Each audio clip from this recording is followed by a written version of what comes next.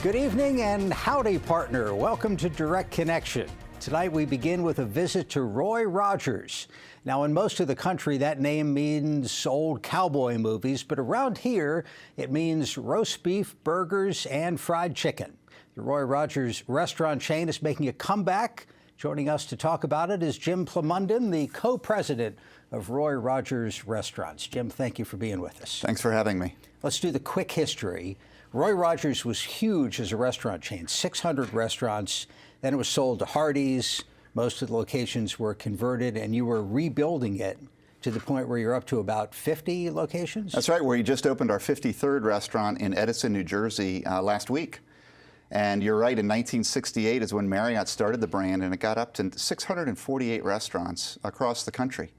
And now we're at 43 restaurants in 6 states, really right here in the Mid-Atlantic region, but we're headquartered in Frederick, Maryland. The person who ran it for Marriott was your dad, right? He was the executive vice president for the Marriott Corporation, in charge of running their restaurant division, which included Roy Rogers Restaurants. What do you think the brand means to people? How do you think of it? Yeah, it's a cut above a typical fast food restaurant. We focus on quality, variety, and choice, and that's what sets us apart from the other fast food restaurants like the McDonald's and Burger Kings and Wendy's. So we talk about quality, and we talk about that roast beef. That's top, inside, round, choice beef. Talk about variety, you mentioned it. Burgers, chicken, and roast beef, and nobody does all three under one roof. And then the choice, so the Fixins Bar, our famous Fixins Bar, where guests can choose from lettuce and freshly sliced tomatoes and onions and dress up their burgers or beef. You've gotten rid of some of the hokey stuff that I remember as a kid, where you'd walk in and they did say, howdy, partner, right? They said that. I don't know that we could get the younger generation to say that today. You can't pay somebody enough to. That's right. Well, it's showbiz. You put on a costume, and what else has changed over the years? Well, you know, we've kept the basic menu the same, the holy trio, as we call the roast beef, fried chicken, and burgers. But we've added things along the years, right? We've added salads because folks like to eat healthier, and so we've got salad offerings. We've got a choice of 9 side items. So back in the day, it was probably just French fries, burger fries, and a drink. But now we've got mashed potatoes and baked beans, coleslaw, baked apples, fruit cups, and salads. So there's a real expansion of the menu that has changed over the years. What sells? What's your top seller? What's the biggest slice of the revenue? Roast beef is the #1 seller. We sell more roast beef than anything else. But really, when you look at our menu, it is roast beef, fried chicken, and burgers that represent almost a third, a third, a third. It's kind of uncanny how it all shakes out that way. I thought it'd be fun tonight to talk not only about Roy Rogers, but the fast food business as an industry. And you're a unique sort of niche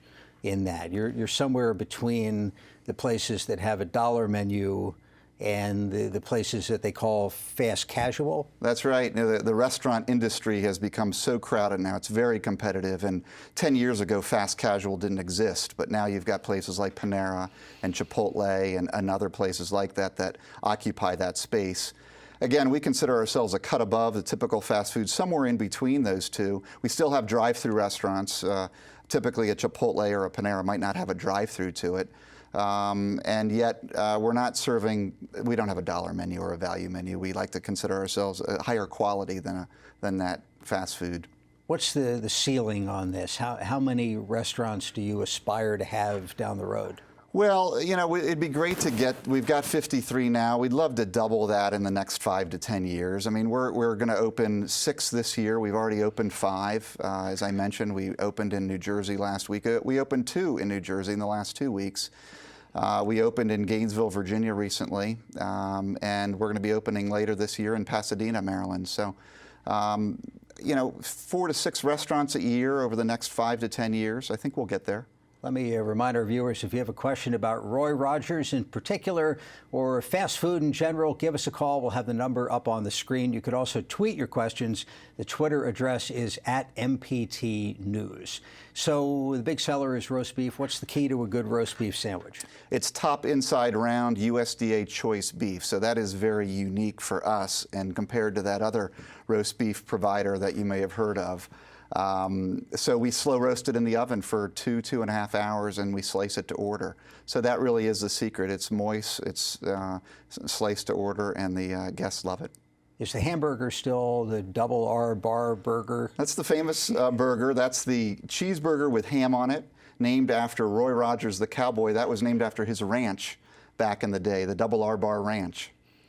Roy himself passed away almost 20 years ago, I think. He did, and you know, back in the day, in the 60s, 70s, and 80s, he would make personal appearances at all the Roy Rogers openings. And so I remember, ours is a family business, as you may recall, Jeff. My brother and I own it, but it was started by our dad.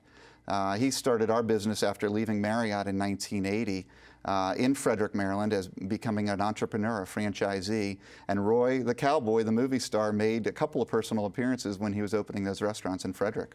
Let's grab some phone calls. AJ from Washington. AJ, thanks for the call. Go ahead.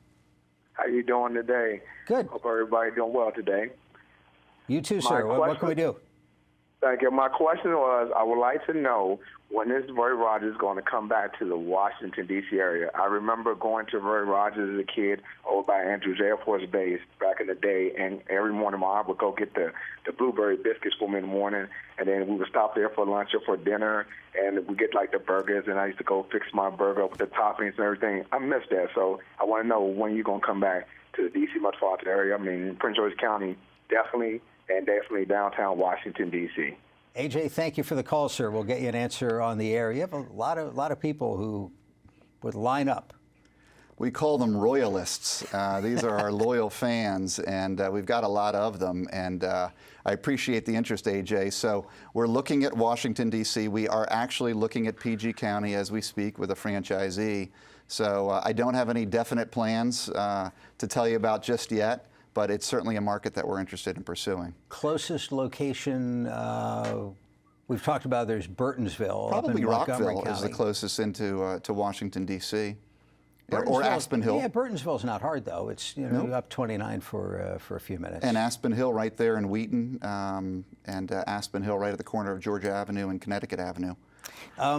Business side of this, how many of the restaurants do you and your brother own versus franchising, and the expansion, is it more company-owned or franchise? Great question. Yeah, it's about half and half. This was our restaurant that we just opened in Gainesville, is our 24th corporate restaurant. The balance are franchised.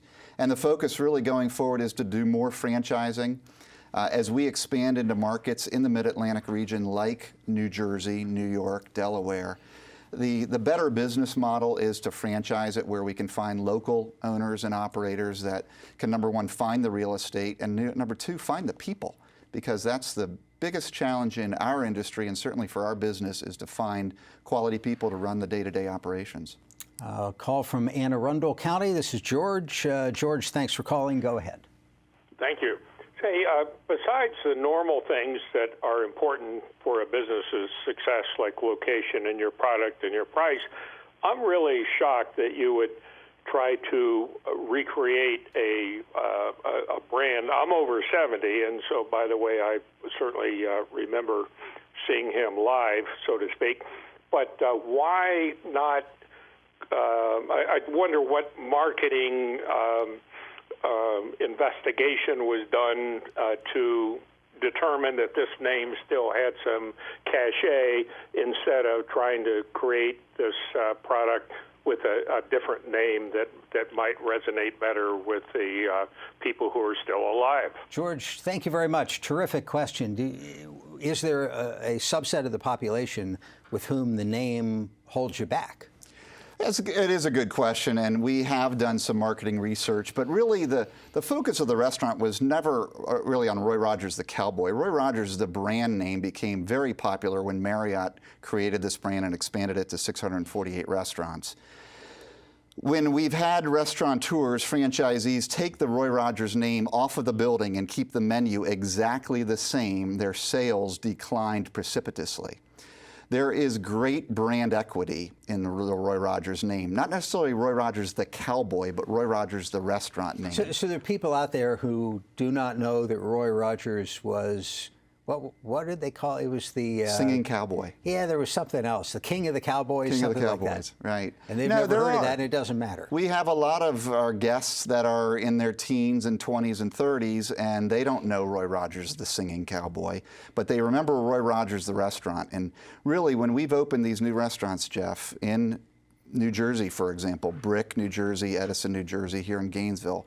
We get people coming from all over the place, lining up outside overnight to be the first to come back to Roy Rogers. Literally, the line is wrapped around the building, 50, 100 people deep, to come get their Roy Rogers fix. They remember it, so this nostalgia is overwhelming. There's still an incredible amount of brand equity in the name Roy Rogers. Call from Carroll County. This is Tom. Tom, thank you for calling. Go ahead. Yeah, I wanted to ask a question about the Roy Rogers restaurant. Yes, sir. What's the closest location to Baltimore? Because I live in Baltimore, East Baltimore, in Greektown. And I used to work at Roy Rogers when I was a teenager. There you go, Tom. What? We'll get you an answer on the air. Thank you, sir. So, east side of Baltimore, not so much. I mean, there was a period of time where you weren't in the metro, the Beltway area at all. Well, again, under the Marriott heyday, there were 184 restaurants between Baltimore and Washington and the surrounding markets. The closest to this gentleman in Baltimore is probably Westminster, so on the west side of Baltimore, fairly far out from the Beltway there. So clearly, I mean, I don't know, is this ground zero of the Roy's fan club? I mean, if you could open 24 restaurants in Baltimore and Washington over the next year, would it make business sense? It would. Yeah, this is truly, it is ground zero for Roy Rogers, and the brand equity exists right here. Again, Marriott started it in Bethesda, Maryland, so coming from Washington and Baltimore, great markets. Philadelphia was a very strong market. There were over 100 restaurants in the Philadelphia market back in the 80s and 90s, as well as New Jersey and Long Island. Very, very strong. It was a national chain, Jeff, but 75% of the restaurants were in this northeast corridor, right up and down 95. Right. I wanted to ask you about nutrition for a minute, because fast food, and I know you're not precisely fast food gets blamed for, in part, the obesity epidemic in America. How do you think about that? Well, for Roy Rogers and what I think of is variety. So, I think if you have a broad enough menu that people can eat what they want to eat, and it's really a person's choice. It's all about balance, right? You've got to eat right, and you have to exercise and do all those things. So I think fast food gets the blame for a lot of things. There's a lot of reasons for obesity, and it's not just fast food. In our case, we do have a variety of things to eat. That roast beef is very lean. It's got very low fat content, okay? You can get a roast beef sandwich, a fruit cup or a side salad and a bottled water and keep that under 400 calories, okay? So you can eat healthy at a Roy Rogers. And frankly, you can get something like a grilled chicken sandwich and dress it up with freshly sliced tomatoes and lettuce from our Fixin's bar. So there's that choice that I think if you give the customer the choice, they can eat healthy. Let's grab one more call from Baltimore County. This is Daisy. Daisy, thanks for the call. Go ahead. Yes, I am calling from Baltimore County.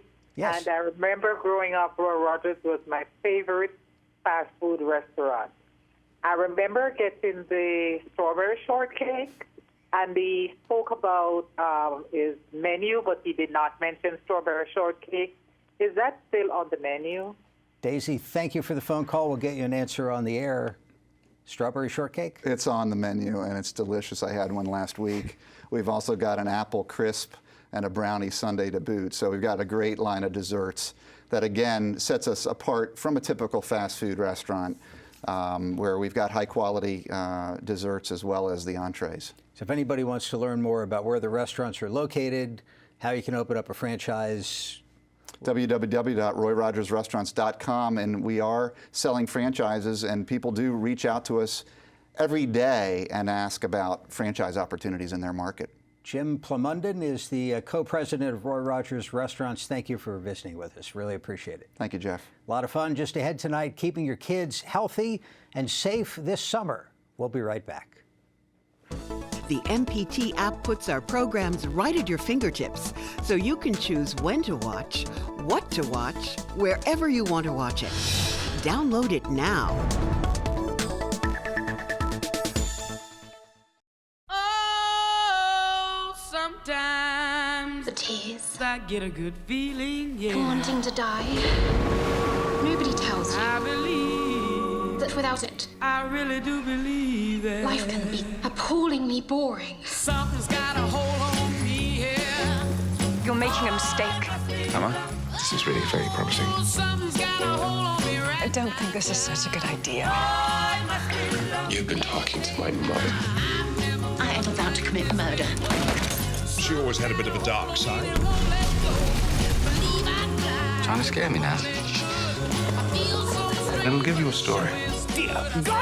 He's in love. I really wasn't.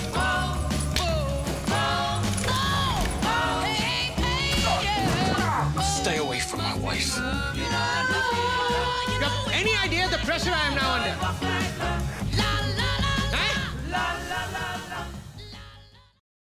This is a box that showed you a world beyond your own. It was just a box, but the world has changed, and so have we. And now the box can be almost any size or shape. And you decide what you want to explore. Anytime, any place. Break out of the box with PBS.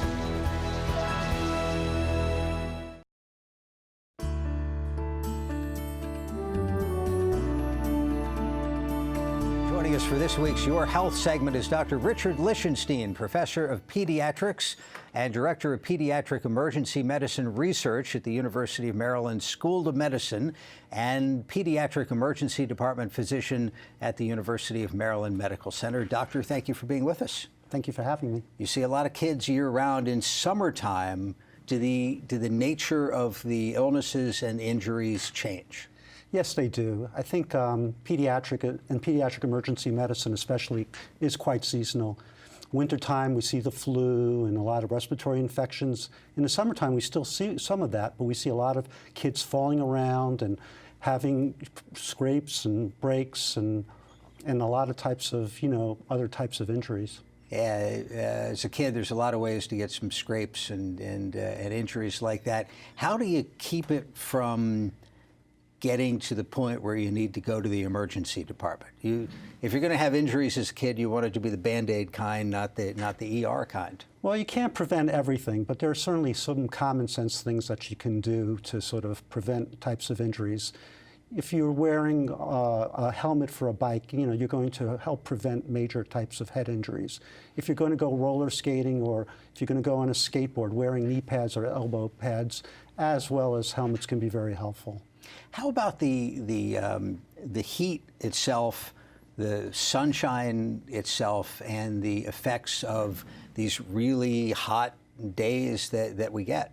Yeah, that's a great point. I think people forget about the fact that, we are outside and we lose heat and we're having fun. And when kids especially do it, they can really get into trouble with heat-related injuries, whether it be sunburn for not applying sunscreen or just heat exhaustion or heat stroke for not drinking enough fluids. Right. Now, sunburn's to be avoided for a number of reasons regarding skin cancer over your whole life, but in terms of preventing the kind of burn that gets somebody sent to the ER, how do you even know how severe a sunburn is? Well, usually we break it down by degrees, and if there are any type of blistering, just it being red and turning into a blister turns it from a first degree to a second degree type burn, which is obviously more dangerous. And then third degrees are even more serious than that, when you can't even really feel things because the nerves have become involved. So sunscreen, any particular type or way of applying it? Well, you want at least a minimum of 15, and more is not necessarily better.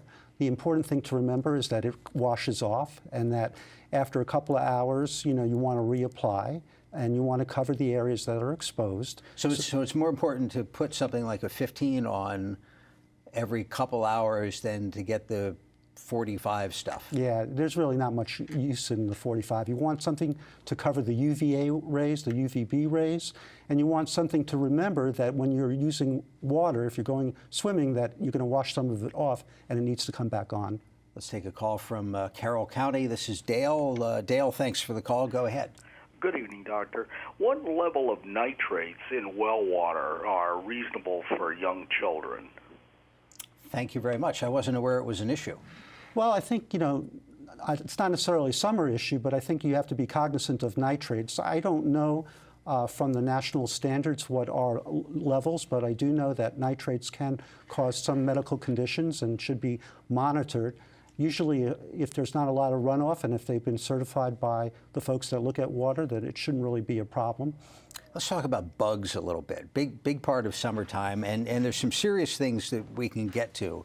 But from a parent standpoint, the idea of a kid coming home with a tick that needed to be removed and really not knowing how to do that effectively. There was the old advice of you would get a match head. Then there was something with Vaseline, and you're still shaking your head. Yeah, what works? No, basically, ticks, are also part of summer. The higher the grasses, the more likely they are. Some of them do have Lyme disease, which is a problem, and it's just gentle pressure with tweezers from, and not really, and just really kind of removing them from there. No match heads, you don't want to burn skin, no Vaseline for suffocation.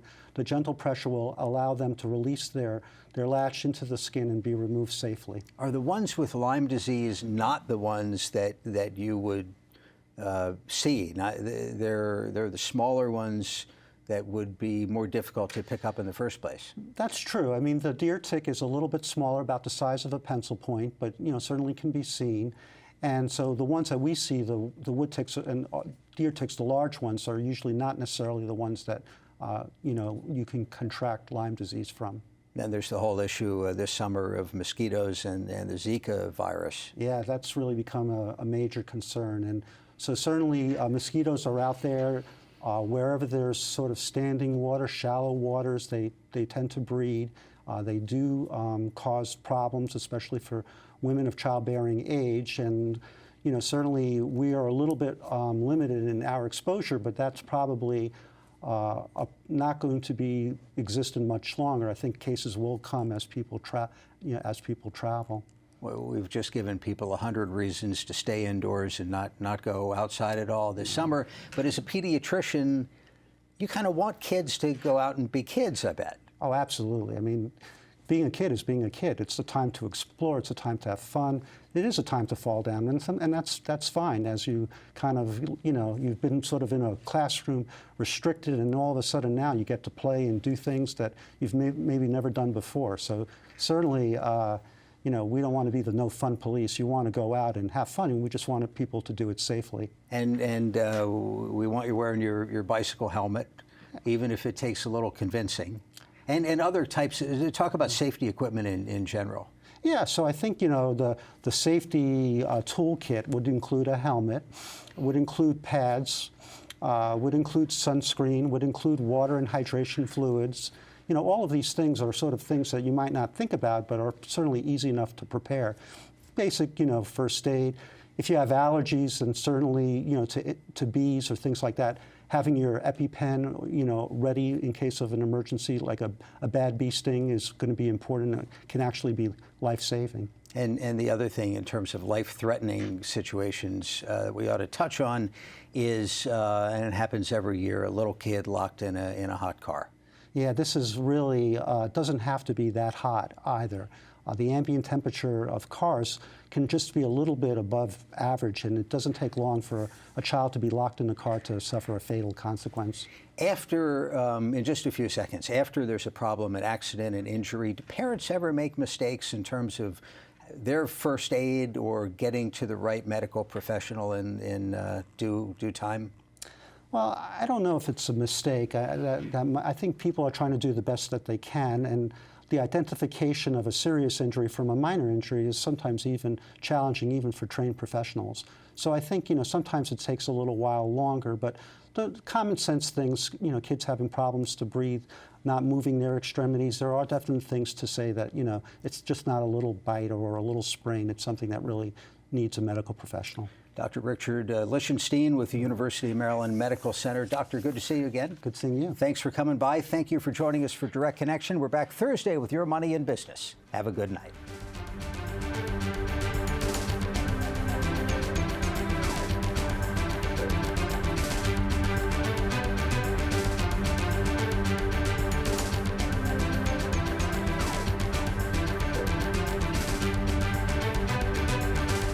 Your Health segments are a co-production of Maryland Public Television and the University of Maryland Medical System. This program was made by MPT to serve all of our diverse communities.